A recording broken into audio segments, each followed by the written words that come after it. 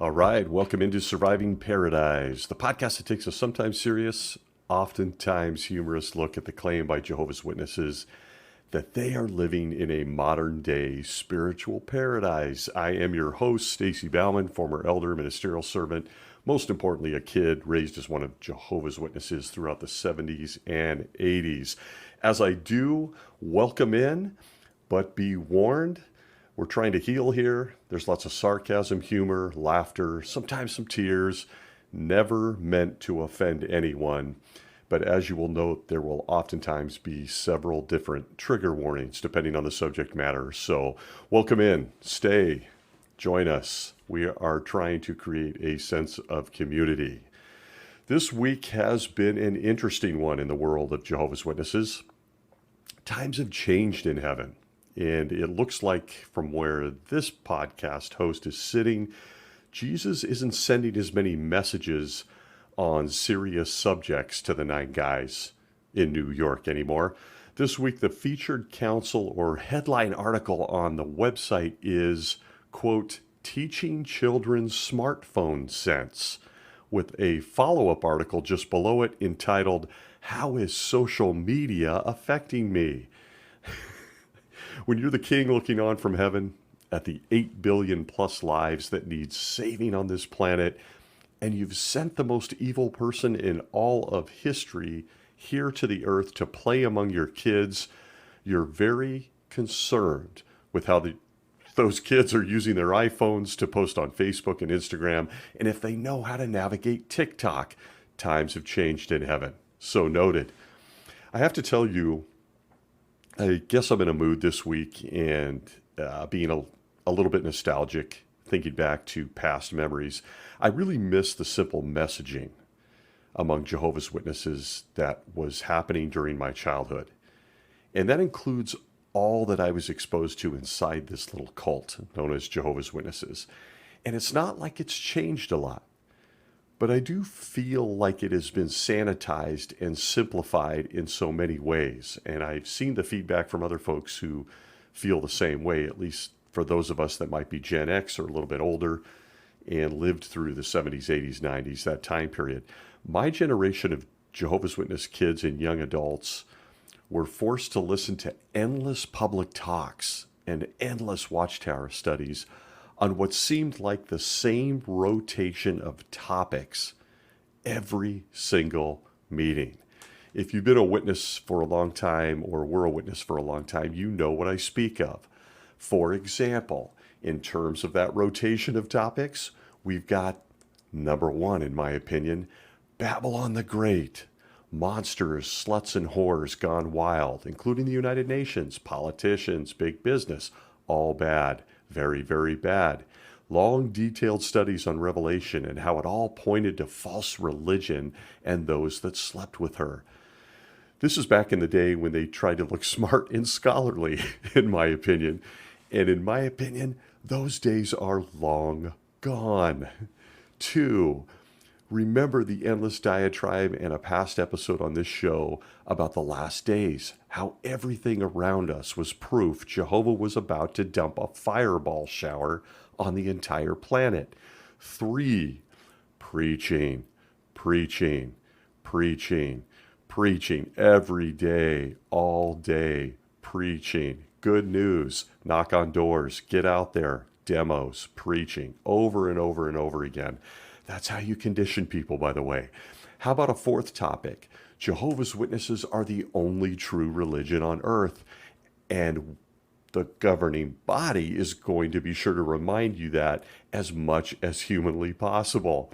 And then finally, you can't leave it when you're looking at the rotation of topics of the past. You got to talk about sex, sex, sex, and more sex. It's beyond evil, in case you wanted the Cliff Note edition. But in my opinion, and something I want to dive into this week, there was another pet subject the governing body used to roll out almost as often as those I just reel off the top of my head. They would couch it in some really creepy 70s and 80s style illustrations right next to people shooting up drugs or a slutty woman hitting on men, because it's always the woman's fault, in case you were unaware. There was weird illustrations of people in hospital beds dying, soldiers, tanks, and one I've mentioned before that used to just make my skin crawl as a kid. They always slipped in a shot of an emaciated child starving to death in a developing country. It would send me into nightmares, fear, depression, just knowing there were other little people suffering this way on the planet. But I digress. The other subject they used to hammer on consistently, often by means of the illustrations aforementioned, was violence. Oh, yeah. Violence got a lot of airtime and a lot of print time within the walls of Jehovah's Witnesses. It got a heavy rotation when I was a kid. And like most subjects from the guys in upstate New York, it was highly likely that there was at least one guy that really hated it, hated violence, everything associated with it, and that became that writer's pet subject. And trust me, that is a thing within Jehovah's Witnesses. The personalities change, and so does what we hammer on consistently in our literature and from the stage. But when you're inspired by Holy Spirit, or should I say have an axe to grind, you make sure that every Jehovah's Witness in a Kingdom Hall gets to hear your opinion. And in my opinion, or maybe it was a sign of the times during my childhood, there was at least one guy on that holy chosen that had a real thing for violence. Because violence got reiterated, talked about, unpacked so often, it has to go into that 4 or 5 heavy rotation subject matter that I mentioned at the outset. And do I need to say it? From a very young age, I had some questions. I guess it's a curse when you actually read things and listen at the meetings. I don't believe the subject is as prevalent today, and I could be wrong. I've been gone for 14 years, or that it's even covered nearly as much. But violence got a lot of talk time at one point in God's organization. And look, the world scene has changed. We're now talking about smartphones. We're not talking about violence as much. I used to marvel back then, and I'm sure there's got to be at least one person out there that remembers this or thought it. I used to just marvel at the endless articles on violence that, of course, always ended, I should say, with the only answer to ending violence was wiping it out. That was the answer. This nasty violence stuff will all be gone on a paradise earth, but that wasn't the part that puzzled me. What gave me a headache on this subject was the books and the magazine articles that felt the need to reassure us that violence is real, because apparently none of us actually knew that or realized that, and they had to be sure we knew it was real by going on a run of multiple paragraphs in books, literature, and meetings to prove it. Because, a person wants to read some good news from a Jehovah's Witness, and that good news always includes or included feeding you a steady diet of examples of violence. It makes perfect sense, right? Let me give you some examples of what I was exposed to as a kid or young adult and see if you can relate. In the Awake of 1989, April 22nd, pages 4 through 6, under the titled article, Violence, Are We Meeting the Challenge?, we get what they think is a real problem when it comes to violence, and where they think most of it is encouraged. The role of TVs and movies. Quote, more children are watching violent and sadistic television programs and movies, and many authorities say that this is a factor in the increase of violence. In Australia, for example, a survey was taken of the viewing habits of about 1,500 children aged 10 and 11. The Australian Film Review Board rated half of all the films and children had seen as unsuitable. Yet a third of the children said that they especially enjoyed the violent scenes. End quote. One explained, back to the quote, I like the part where the girl chopped off her dad's head and ate it as a birthday cake. Regarding another movie, a child said, I liked it when the alien ate the lady's head and kept on burping. Still another child said, I liked where they chopped a lady up and all white spurted out of her. End quote. So why talk about violence?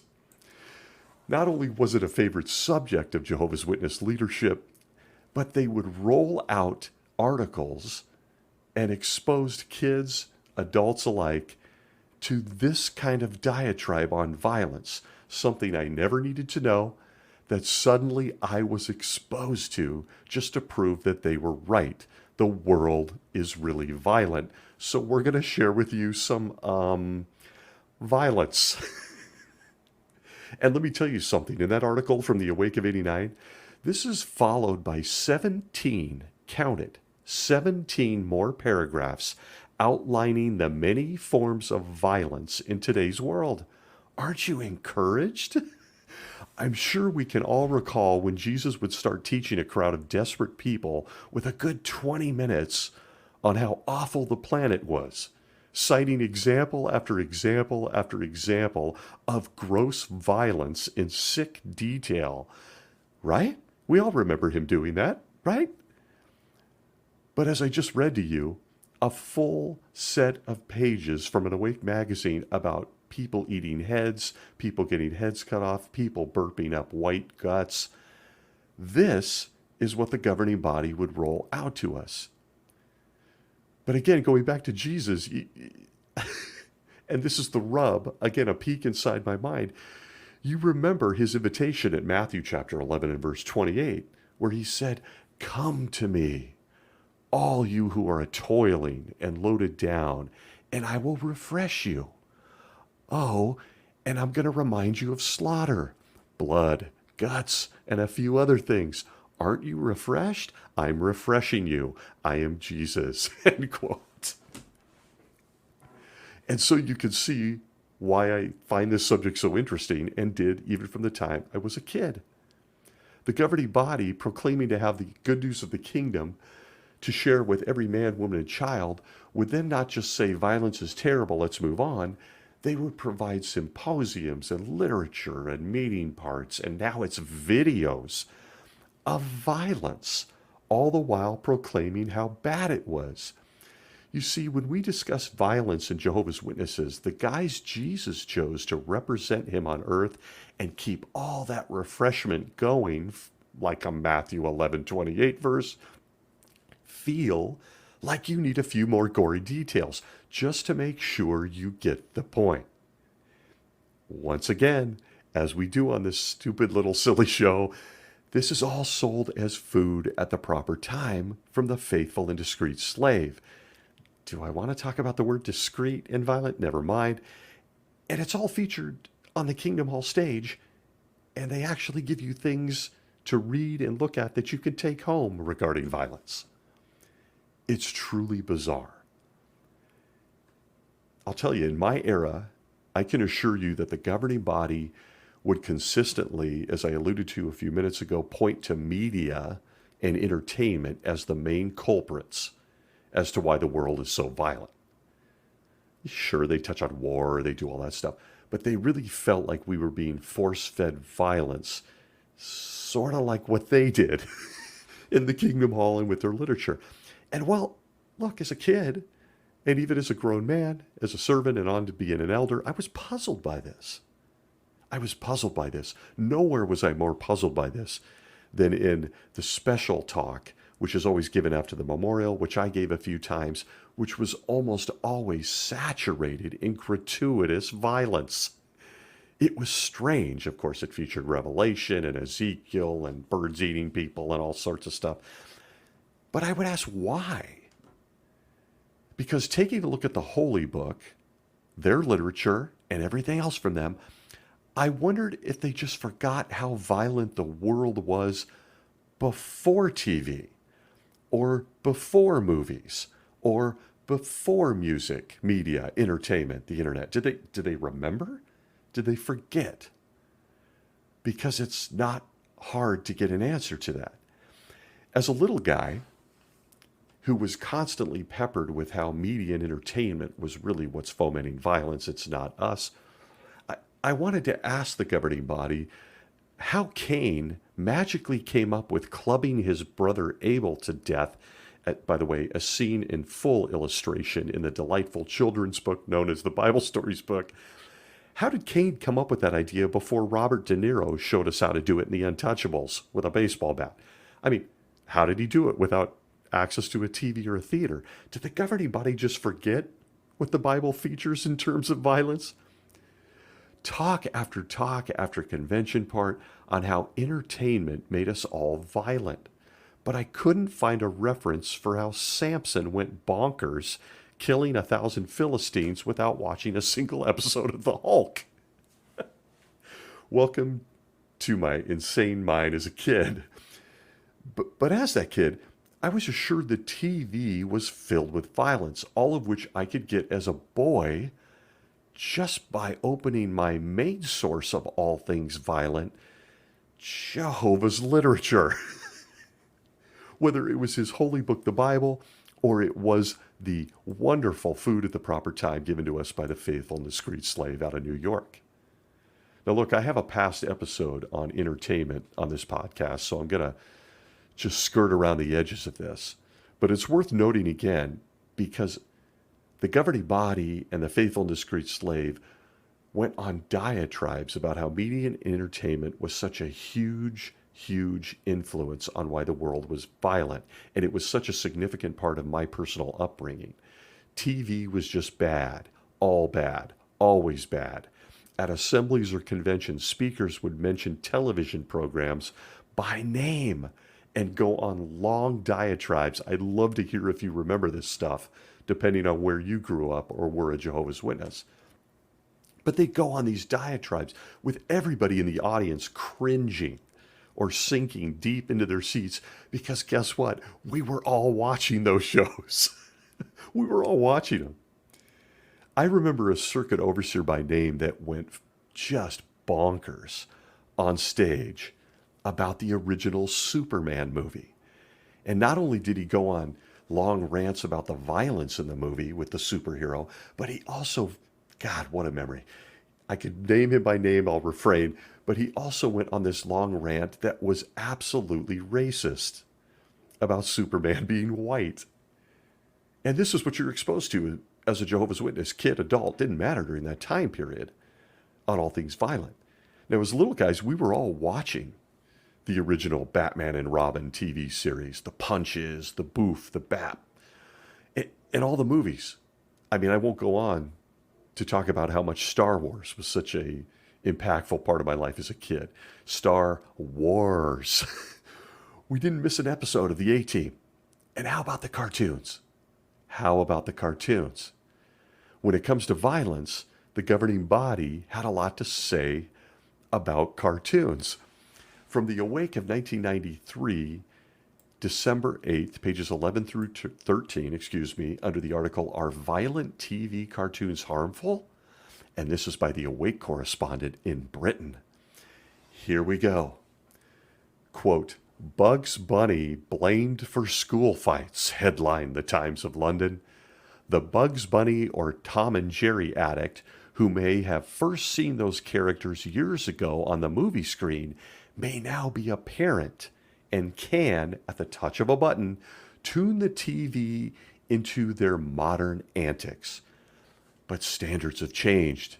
With their children in mind, parents will surely seek to monitor the content of cartoons shown today. End quote. Cartoons. Scooby-Doo, Tom and Jerry, Bugs Bunny, Elmer Fudd, The Roadrunner. It doesn't matter what you were watching, and of course they only evolved into He-Man and Teenage Mutant Turtles, whatever they were. This stuff has always gone on Saturday mornings. You get a bowl of cereal, you sit down in front of it. Not for a Jehovah's Witness kid, I might add. First, what are you doing watching such violence? Second, what the hell are you doing in your pajamas watching cartoons instead of being out in field service circling the block in a minivan? But I digress. TV and the movies didn't get all the blame from the society would go on rampages against music as well. And as somebody who was a die-hard music lover, this impacted me more than probably the TV and entertainment rants. It especially impacted me more during my time as a teenager when music meant everything to me. In the Awake of 2004, June 8th, pages 28 through 29, under that great subsection known as Watching the World, who remembers that? The titled little snippet being Music and Aggression. We get this, quote, researchers from Iowa State University and the Texas Department of Human Services, USA, used a series of 5 experiments involving over 500 college students in an attempt to determine the effects of violent songs. After listening to a number of violent and nonviolent songs, all sung by the same singer, the students underwent a series of tests designed to determine the students' level of aggressive feelings. The study, published by the Journal of Personality and Social Psychology, concluded that violent songs may increase hostile feelings and aggressive thoughts without provocation. Note this from the quote, one major conclusion from this and other research on violent entertainment media is that content matters. Content matters, said lead researcher Craig Anderson.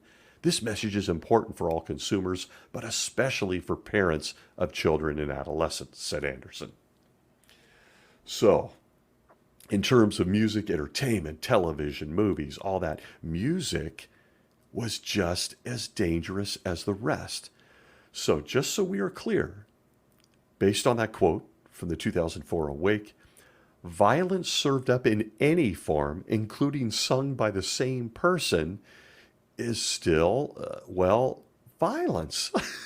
And to confirm content matters when it comes to violence, to summarize, even if the same organization, same person, sings about violence and what they sing or share in terms of violence can actually lead to hostile feelings, is that the counsel we're supposed to glean from this article from The Faithful and Discreet Slave? Because if so, we have some questions. If I'm connecting the dots here, the source of the violent stuff doesn't matter. Even if they claim to be Jesus guys on earth. But the content can lead to violence. When you tell me I can't listen to Guns N' Roses' Welcome to the Jungle because it features violent lyrics, I should ignore you. Because last night at the Kingdom Hall, I gave the Bible reading on the theocratic school. I actually got marked as good, by the way, you'll all be happy to know. After reading with the proper voice inflection and repetition for emphasis, Judges chapter 19, where Jehovah wanted us to know and read about a woman brutally raped, then chopped into 12 pieces and sent to the tribes of Israel. Gee, Mom, when Axl Rose screams, if you want it, you're going to bleed, doesn't seem all that serious anymore. As you might imagine, Jesus, through his guys in New York, had a lot to say about all of this. And we were peppered with it consistently, as I mentioned. But they seemed to miss some pretty basic points, even when they quote in their own literature. And what's really unnerving, and has been for many years, is that they don't seem to look in the mirror. And it's odd. In terms of entertainment, you might imagine Jesus, again, through his guys in New York, had a lot to say about video games, too. They came on the scene when I was a kid, hot and heavy, 70s, 80s, and it's a subject for another day. I'm not going to go into it here. But needless to say, all video games are violent. Even Pac-Man, you're eating something or someone.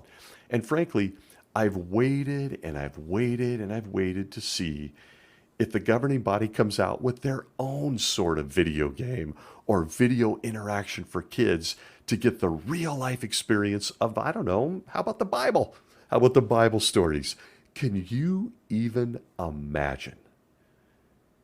Feel what it's like to be Noah as thousands of people claw at the ark trying to breathe, or feel the rock in your hand as the bad guys stoned Stephen to death. Can you even imagine what they could do with something like this? How little boys would react to a society-ordained Bible video game where they get to be Joshua slaughtering his way through the promised land. And I'll be honest, I don't think this is far off. I just really don't think that they're far off from doing something like this, especially with the announcement of the Bible Village theme park they're building for all those great moments in Bible history. I doubt we're going to see scenes of Jesus talking to a tax collector under the moonlight, just a conversation between two guys. I'm going to guess at the theme park, we're going to see some other things. I don't know. Can you think of a few from the Old Testament? Much more exciting. Much more exciting.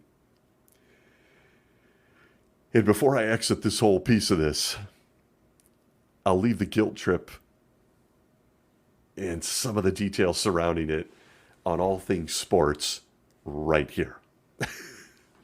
I love American football. Love it. One of my favorite things on the planet Earth. I played football. Just a schmo, but I played. And I don't have the time to express how elders would stand on stage and tell us football was too violent and we had no business playing football in high school. But those same elders would then have a Super Bowl party. I know I'm not alone on this, but you know, violence and stuff. Violence is very violent. Football's very violent.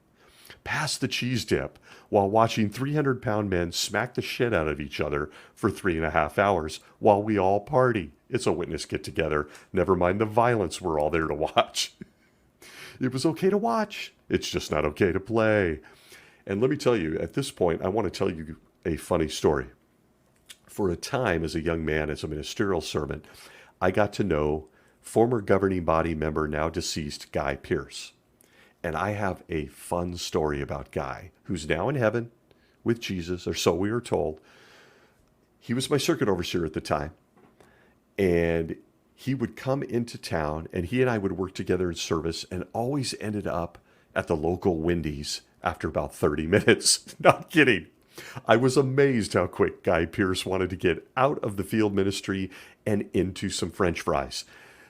It was unbelievable and a highlight of my entire time as a witness. But we would sit at a table in a Wendy's, eating a burger and fries, on me, of course.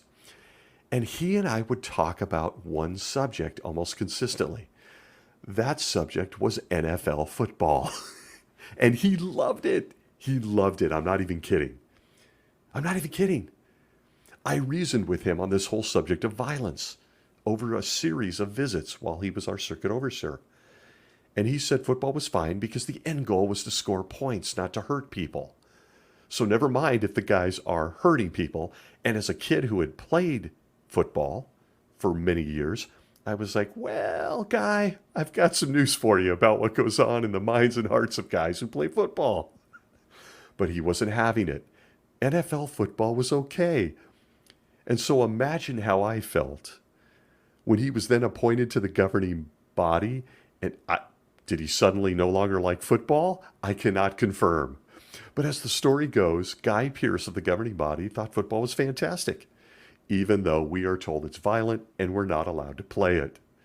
And I have to share tidbits like that because I think it's important for anyone to hear just what goes on in this organization. And in my generation, this subject of violence was rammed down our throat. But as a kid in the 80s, we were told, as I mentioned, violence is everywhere. It's an entertainment. And look, it is. It is. I should throw in this disclaimer now. But the rub was this. After hearing the endless messaging about violence and all the things we couldn't watch or listen to or be a part of, our brains couldn't wrap around the fact that violence was something we had been learning at the Kingdom Hall since we were babies. Since we were babies, we learned about violence at the Kingdom Hall. So it led to questions you would hit an elder with, such as this. Okay, brother elder, rock music violence is really bad. Throwing rocks at people's heads in the Bible is good?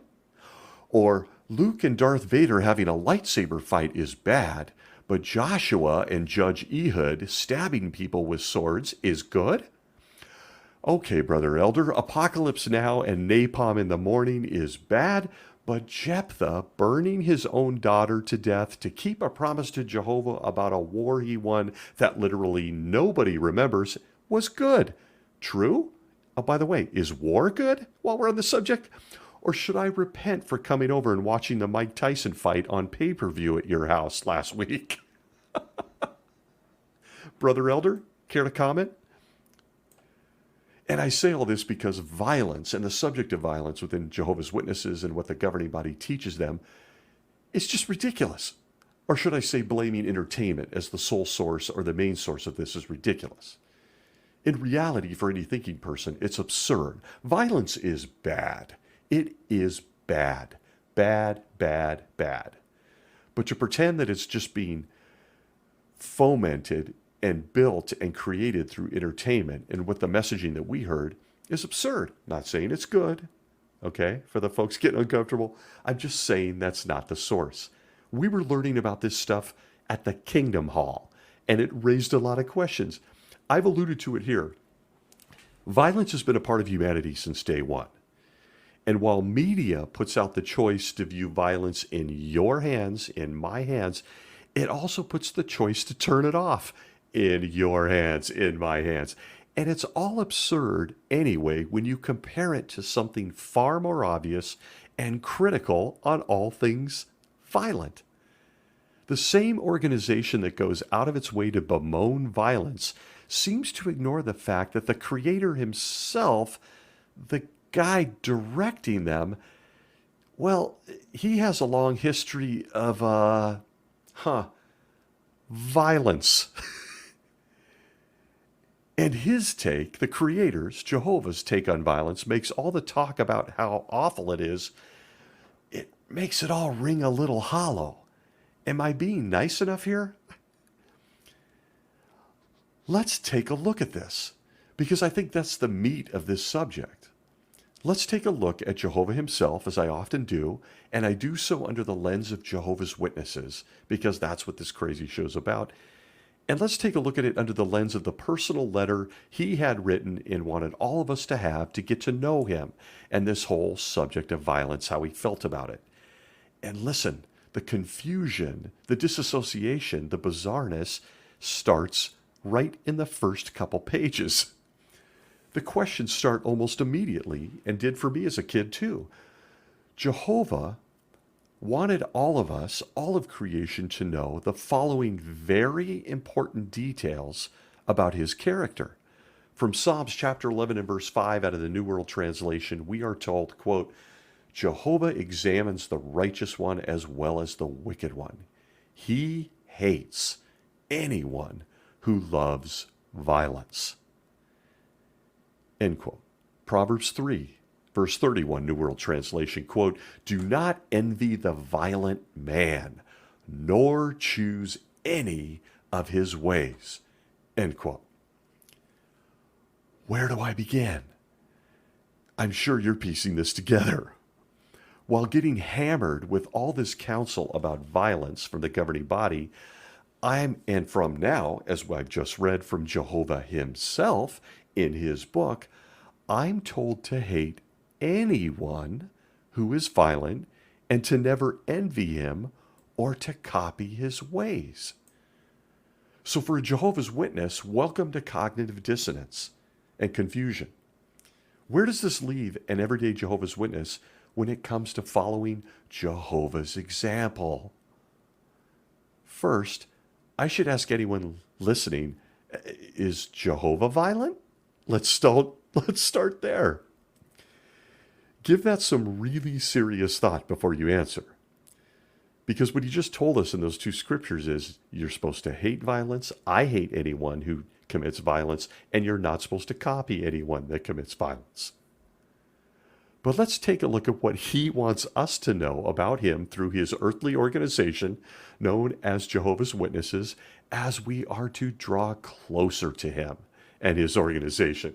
Keep in mind what I just read from the Bible. He hates anyone and all things violent. Look, it's so hard to avoid, but let's look at some examples. And so here we are. One of my favorites, warning, from the Watchtower of 1986, January 1st, pages 10 through 15, under Days Like the Days of Noah. Oh boy, here we go. How many people are turning this off? It's a pet subject. Quote, "And the earth came to be ruined in the sight of the true God, and the earth became filled with violence. So God saw the earth, and look, it was ruined, because all flesh had ruined its way on the earth. Violence and sexual depravity became so widespread that only of Noah could it be said, he proved himself faultless among his generations. Noah walked with the true God. His wife, his sons, and their wives, alone of all mankind, showed faith and godly fear. Apparently, Noah's family line was not contaminated by the sexual depravity of his day. Jehovah obliterated that violence, sex-crazed, demonistic world. Sending the great deluge, he flushed out everything that was bad." End quote.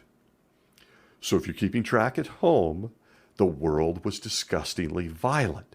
Jehovah hated it. There was only 8 people that apparently never looked on, thought about, or committed an act of violence. And Jehovah decided, look at all this violence. I hate violence so much. I'm going to flush them all away by, at that time, the greatest act of violence ever recorded in human history, including innocent babies and puppies. Look, I admit it, the flood legend is just too easy. It's just too easy. When you're examining subjects like violence or Jehovah's personality or the way he thinks, it's a favorite. Jehovah's answer for cleaning up a world he was disgusted by, that the Bible says he regretted creating, particularly man, his solution was violence. But we're told he hates it. We're told he hates it.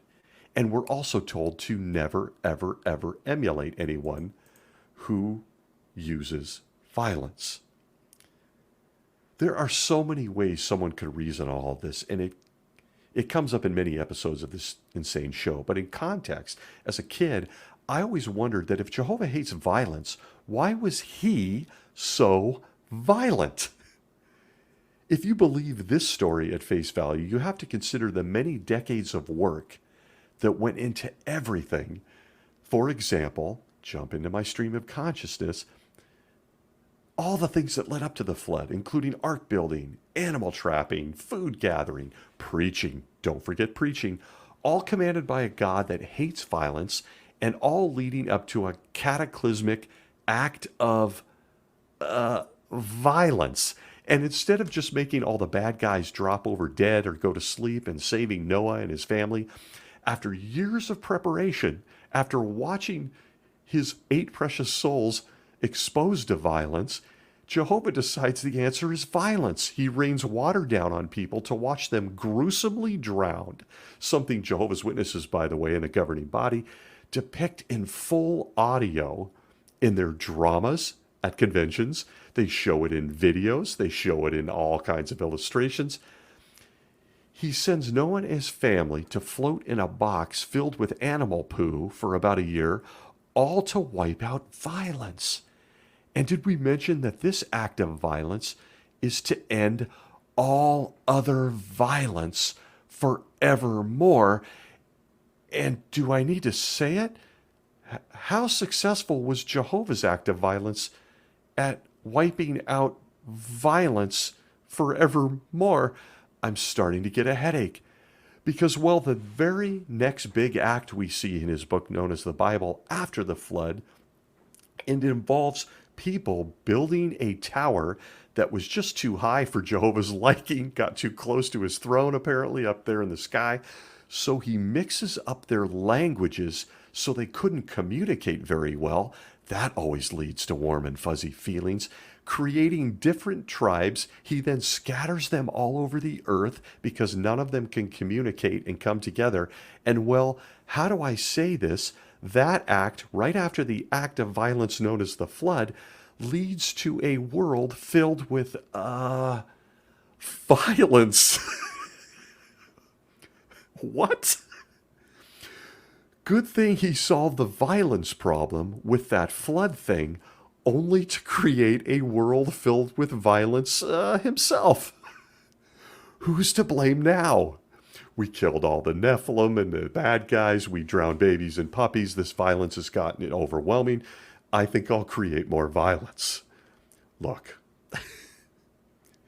I bring this up and harp on it because it's a fairy tale. That's my take. I respect those who do believe otherwise. I do. But not to a Jehovah's Witness who is told watching the Marvel Universe is a sin. They fully believe that these are actual factual events that the God of love was sure to record so they could get to know him better until he chose a publishing company to speak for him in 1919. But then, and really what intrigues me on this whole subject of violence, a thinking Jehovah's Witness sits back and realizes that the God that hates violence so much also foments and creates violence.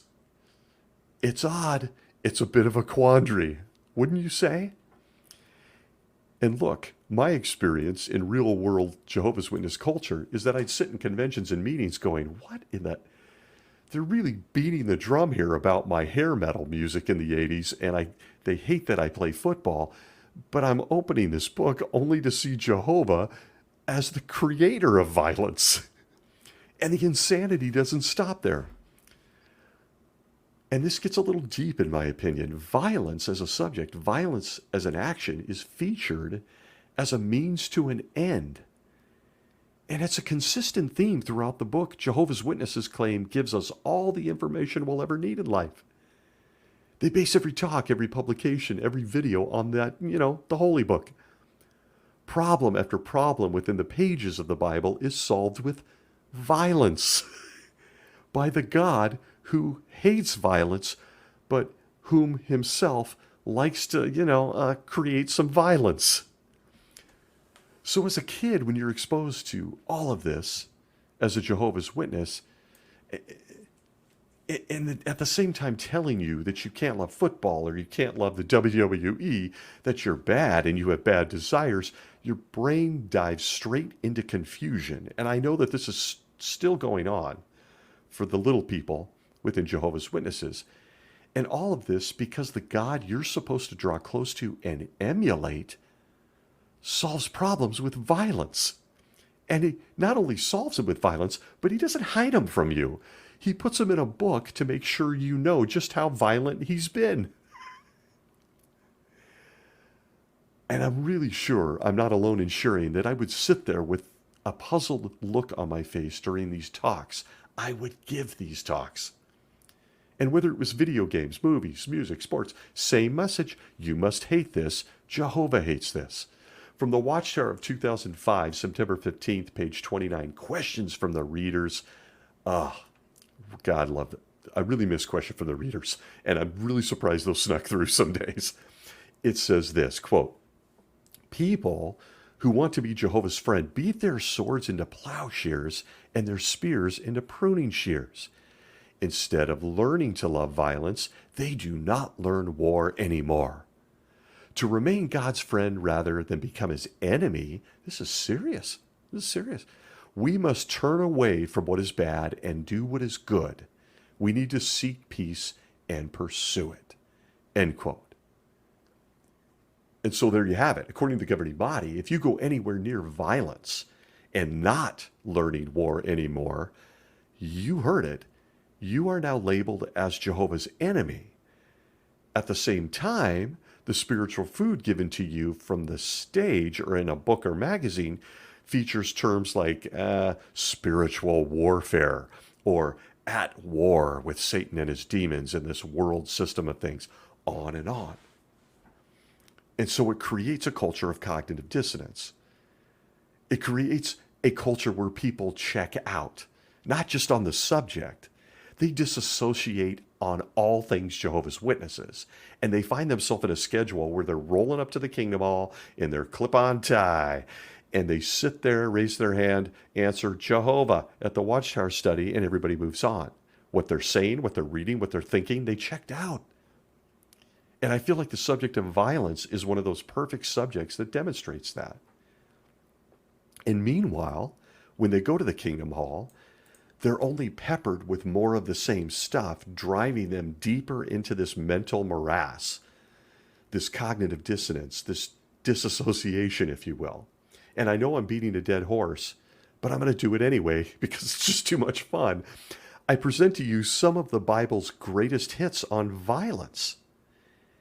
And another ad nauseum reminder, Jehovah's Witnesses want you to know all about this. They want you to know about all the things I'm about to share when it comes to violence. They do it by means of a home Bible study. How about this one? Genesis chapter 34, where Dinah is brutally assaulted. I hate the other word, so I'm not going to use it. Starts with an R, ends with an E. Her brothers trick the guys that had nothing to do with it. Nothing. It was one guy named Shechem. But they trick all the guys in his neighborhood where he lives into getting circumcised as adults so they could be better friends. While sitting around with a cold bag of frozen peas on their nuts, they then slaughter them all, take their women and take their children. I might add, these are Jehovah's guys. He hates violence. He scolded them. You shouldn't do this. Only I get to do stuff like this. But it's in the Bible. Genesis chapter 34, thanks for letting us know. But continuing, early in your Bible study program or exposure to Jehovah's Witnesses or all things Christianity, Jehovah so hates violence that he initiates a genocide in the Promised Land. And this theme of genocide really starts to gain steam early in the life of a Jehovah's Witness. The book of Joshua gives in detail how his traveling band of people just enter cities and slaughter everyone. Special note, likely never happened according to archaeology, which only makes you wonder more why Jehovah was sure to have acts of genocide recorded for the rest of us. Anyone? There's so much wrong with this. There's so much wrong. But at the end of the day, it's in his book. He wants you to have a study with his people, Jehovah's Witnesses, and he wants you to know this about him. Genocide. And how about Moses and the wilderness trek, where we're told all leads to Jehovah's Witnesses in upstate New York?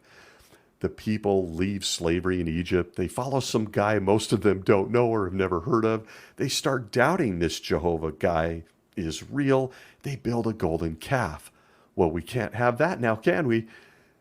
They've had time to act. They haven't even had time to acclimate from Egypt and slavery or been educated on all things Jehovah, all the good stuff, right? But in Exodus 32, Moses tells the Levites, the priests, the guys leading these people, to grab their swords, ambush the people, and slaughter them all. No word yet on why these folks got the blade, but today's Jehovah's Witness must point everyone to the website and to stories like this. And if you think I'm just picking on the Old Testament, how does Jehovah feel about violence in the New Testament?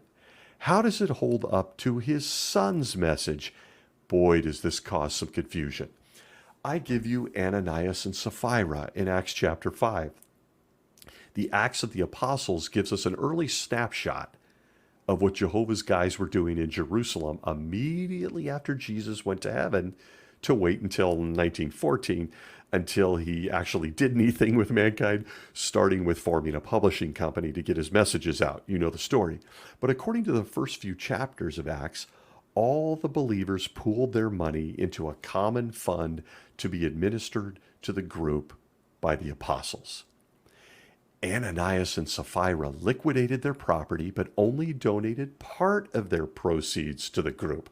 How dare they? They both lied about it in front of Peter and collapsed and died as punishment. Boom, dead at the hands of the God who hates violence. Also, just a side note from my weird brain, this is the same Peter that lied about knowing Jesus 3 times, but that clearly wasn't as serious as lying about your real estate investments. And as for me, what a great precursor those two were to the current Watchtower organization, who, without any violence administered, currently lie to 8 million people about their properties, investments, and a whole lot more, violence only shows up if Jehovah thinks you're going to cut him out of a real estate deal. Thank you.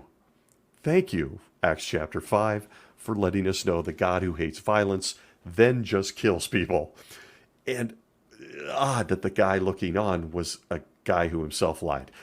So much to unpack. But how about Judas? If we're just looking at the New Testament, the Bible gives us two very different violent ends to this guy.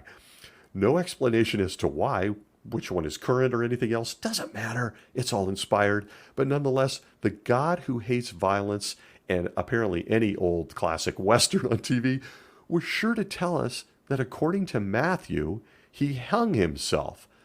But then in Acts, he tells us he collapsed in a field and his bowels rupture all over the ground.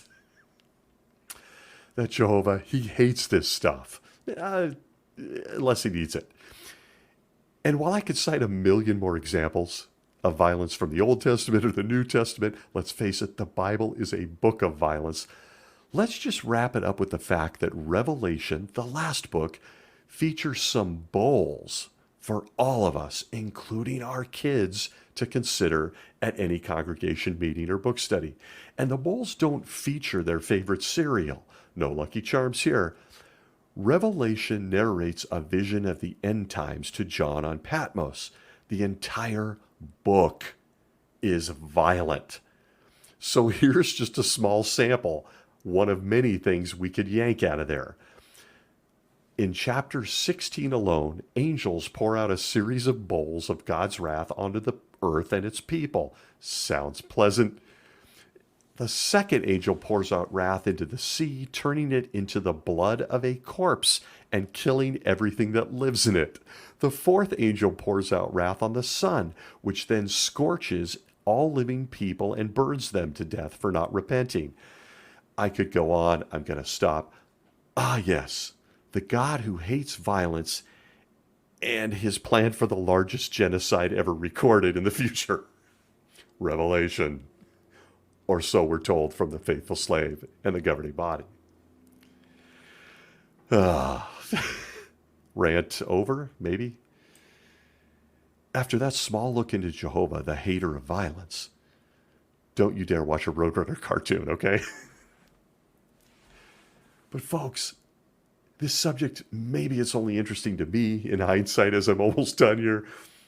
This subject of violence is still something that Jehovah peddles in his organization. I've talked about him. I've talked about his book. I've talked about what his guys are saying. His guys are still saying this stuff.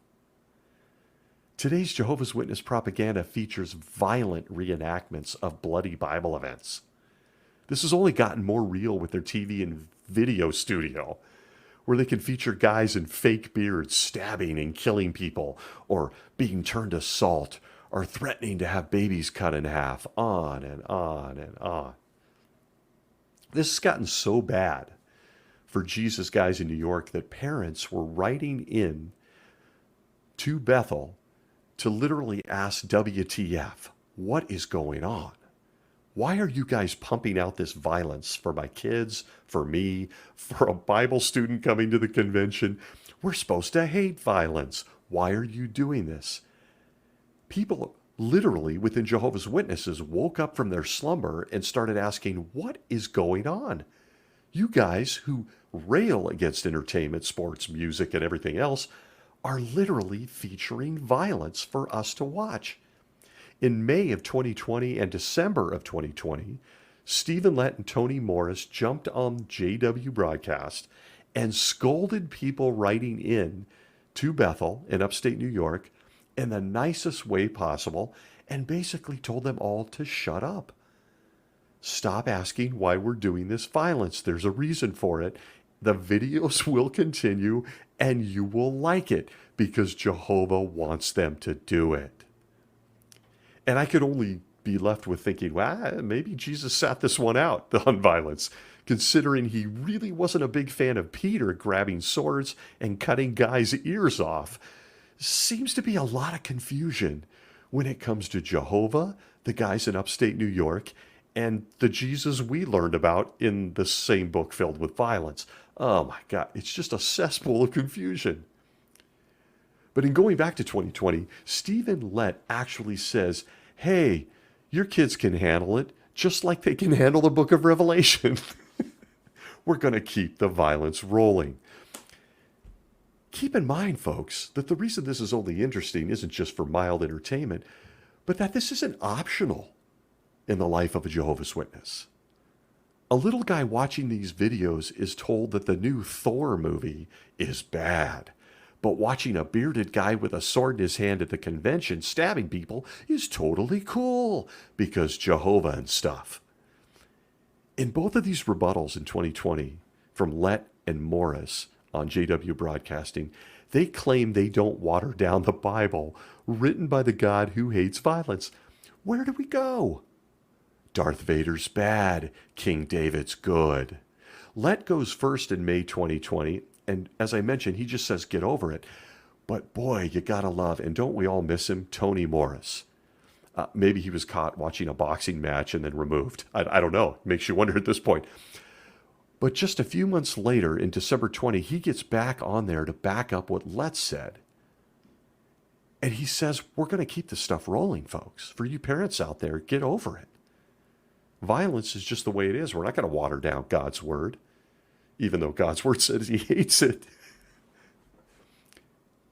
Look, I realize this extends beyond Jehovah's Witnesses. It extends to the concept of Christianity. But again, everything is under the lens of Jehovah's Witnesses in this crazy show. And you simply can't ignore this. They've gone on in recent years to produce a terrifying after terrifying scene. What about the terrifying basement scene where armed guards break into the bunker where there is no Iron Man present, no Tony Stark, nobody's there to protect the kids, just a 150-pound middle-aged elder in some khakis whose superpower was his 10-hour field service average. Kids are scared. Kids are scared. They see this stuff up on the big jumbotron at the district convention and they're wondering, what is going on? This is my future? Violence. And I'm being taught violence where I'm supposed to be getting good news. And this is why parents wrote into Jesus Publishing Empire asking why violence was being depicted. And again, Tony goes on a rant saying softly, in couching it in different words and phraseology, basically, get over it. Then actually, in his rebuttal, shows clips. He actually then shows clips where he's telling people to get over it. We're going to feature violence from one of the videos that upset the parents, including a scene of a beat-up woman wandering among a bunch of dead, slaughtered bodies. And as I watched it, I'm wondering, Tony just wanted to reiterate, you need to see this again? Violence. The same organization that hates violence tells them, including their children, that they need to watch it. Then roll out another video showing a bunch of teenage guys in a theater. One of them starts to feel guilty because they're watching a violent scene in the movie, and he leans over to the other three, don't know if they're baptized or unbaptized guys, and says, hey, we should leave. This is really violent. Moments after showing women walking around a bunch of dead bodies slaughtered by the sword. Yes, our violence, according to Jehovah's Witness, from the Bible to our videos, is recommended. SpongeBob SquarePants is not. Jehovah hates that. But look, I don't love gratuitous violence myself. It's disturbing to me. Violence is always bad. The problem for most of us is that we're told what violence is good and what violence is bad. And it's all coming from a bunch of guys that claim Jesus tells them what to do and say. To further confuse the matter, everyone is told violence has a shelf life and will eventually end and be gone from this earth. But, will it? Will it? Follow with me here. Here's an example. The Awake of May 15th, pages 14 through 15, under the article entitled Violence, Will Violence Ever End? What People Say. And again, violence has always been with us and always will be. What the Bible says under their subheading is this, quote, just a little while longer, and the wicked will be no more. But the meek will possess the earth, and they will find exquisite delight in the abundance of peace. Yes, in order to save the meek and peaceable, God will do to lovers of violence what he did to ancient Nineveh. I'm getting confused already. Thereafter, violence will never again mar the earth. End quote. So under the Awake of 515, under the question, will violence ever end? Their answer is no. Jehovah's going to do to people who like violence what he did to Nineveh. Folks, what did he do to Nineveh? Because a thinking person immediately thinks, well, I'm pretty sure he wiped out Nineveh, and well, violence still kept going. It still existed and exists, and it actually got worse. Second, odd that a God that was upset with violence by the Ninevites also decided violence was the best way to get rid of the Ninevites. And then third, is this comment that violence will be gone forever correct? According to what Jehovah's Witnesses teach people? I would argue that that comment is inaccurate and extremely fuzzy. Follow my line of thought here. Despite a universal genocide from the God who hates violence, we are still taught and told by the governing body that he still will have Satan locked up in an abyss, but will then unlock the door and release him on innocent mankind yet again at the end of another 1,000 years, because again, the God that reads hearts isn't sure if this group of perfect people is still in it to win it and loyal to him. And by releasing Satan, guess what happens? More people fail, more people die, more violence. Eventually, with Satan and his demon friends getting destroyed in an act of violence, in other words, violence, violence, more violence. And this is after Armageddon, over 1,000 years after. And I'm sure you've been in a car group, if you were ever a Jehovah's Witness, that has sat around discussing all things paradise, including things like how many lions you're going to have as pets. Are we all going to walk around naked? Are we all going to speak Hebrew or English? And of course, the inevitable, since perfect spirit creatures and humans went sideways before, can we go sideways again in paradise? It's a good question. And what will happen to them if somebody does go sideways? Because we've seen this before, perfect people going sideways. And the answer in that car group to such a insane, crazy, brain-bending question is, oh yeah, it may happen again. And Jehovah will kill them right on the spot. Violence. It looks like it's still around after all. Despite everything that they try to claim, despite everything the Bible gives us, despite all the talks and all the counsel, when it's all said and done, apparently violence, or at least some Jehovah's Witnesses believe, will still be around. And listen, as with all things from the governing body, they are going to tell you just how to live your life. Even today. Even today. I've gone off on entertainment. I've gone off on their own book. I've gone off on their own guys. They will work their way, and even in recent district convention parts with dramatizations, into telling you what you can do and what you can't do physically in terms of violence / protection of your own family. If you've been around long enough, you probably have sat through a good car group debate on things like guns. Should a Jehovah's Witness have a gun? How does Jehovah view guns? He's pretty big on swords, fireballs, earthquakes, and drowning people, but what about guns? Is that okay?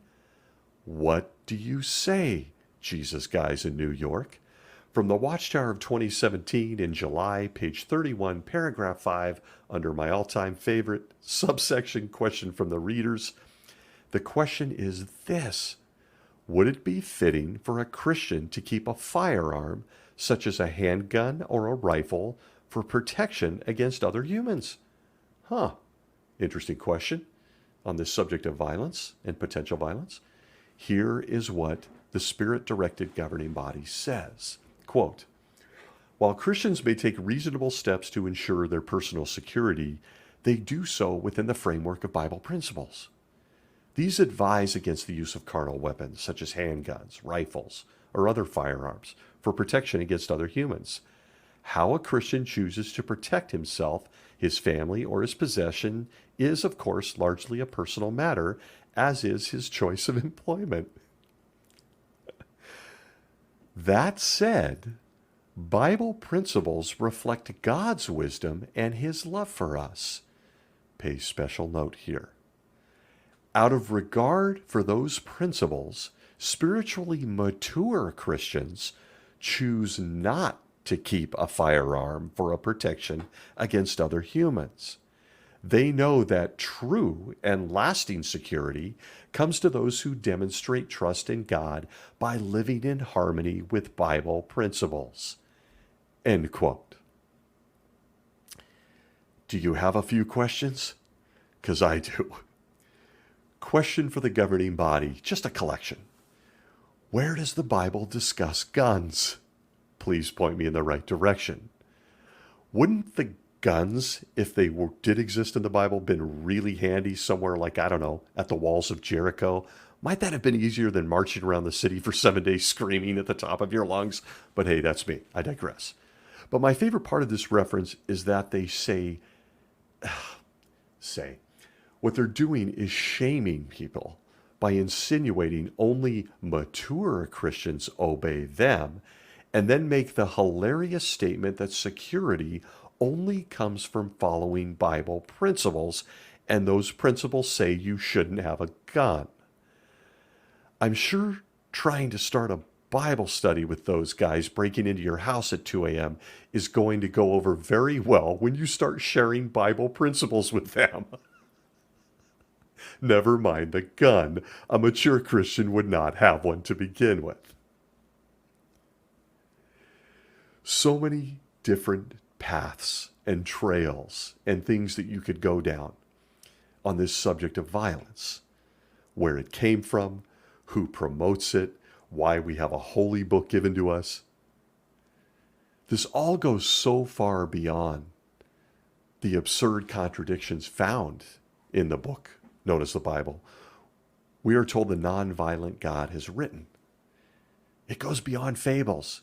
It goes beyond some guys in New York that can't see their own pathetic errors, or even their cheesy videos where they feature violence. It's worse than that when it comes to the subject, a very serious one of all things violent and violence. You see, ever since one of Jehovah's invisible kids, or so we're told, and Bible stories and modern entertainment and real life wars get all the blame for this violence that we see on the earth today, it just isn't true. At the end of the day, when you strip away all the different things that we could be distracted with on this subject, all the acts of violence ever committed that we see, witness, entertain ourselves by, consider, read about, all acts of violence started in one place. Jehovah. Aside from roughly 4 books in his letter to mankind, the rest of the Bible is filled with stories of endless violence. Is there a reason we need to know about women being cut up in 12 pieces with body parts being, FedExed to different tribes? Is there a reason we need to know Judge Ehud's sword closed in to Eglon's belly and the fat seeped out with his guts?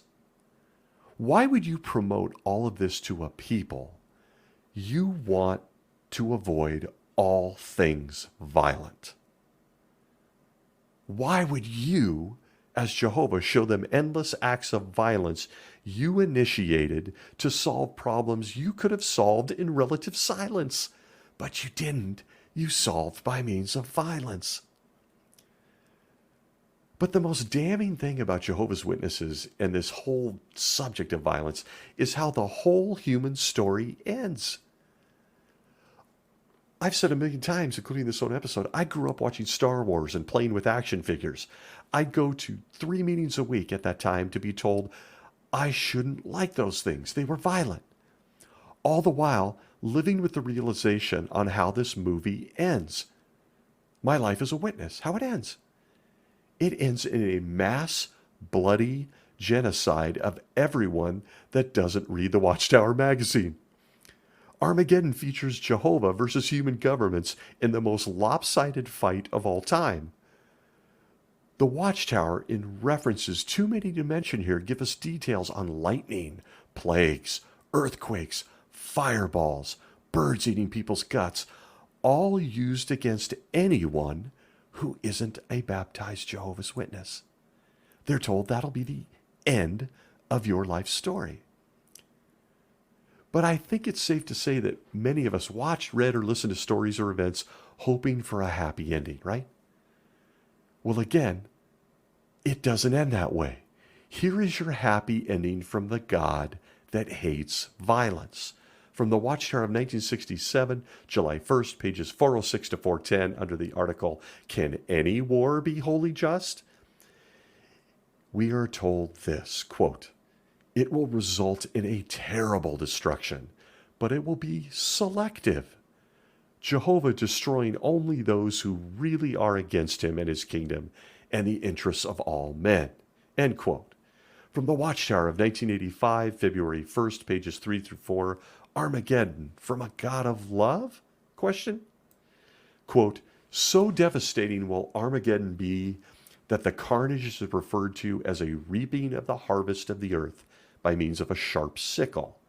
Yes, blood will run deep under the hand of God's executional forces. The 69 million deaths of 2 world wars will pale in comparison to those slain in God's war of Armageddon. The burning missiles, fiery showers, and other cataclysmic forces that accompany God's judgment will strike terror into the hearts of mankind earthwide. In confusion, they will turn, each one against his neighbor, as God's executional forces strike without regard to age or sex. The burning missiles, fiery showers, and other cataclysmic forces that accompany God's judgment will strike terror into the hearts of mankind. For God instructs them to show no mercy. Strike. Let not your eye feel sorry, and do not feel any compassion. Old man, young man, virgin, little child, and women you should kill off to a ruination. Ezekiel 9, Zechariah 14, end quote. Pass the popcorn. There is your happy ending from the God and his organization that hates violence. It's an intriguing subject. It's one they beat the drum on quite a bit. It's one I barely scraped the surface of here. But violence is a pet subject from Genesis to Revelation, and from the beginning of this organization right up to this very moment. So, whatever you do, don't you dare watch Guardians of the Galaxy or The Lion King. Those are entirely too violent. Instead, grab yourself a Bible study with one of Jehovah's Witnesses. They hate violence. Crazy episode. I want to thank you again for listening in on my very long soapbox rant. Wherever you may be, we will see you next week. Be well.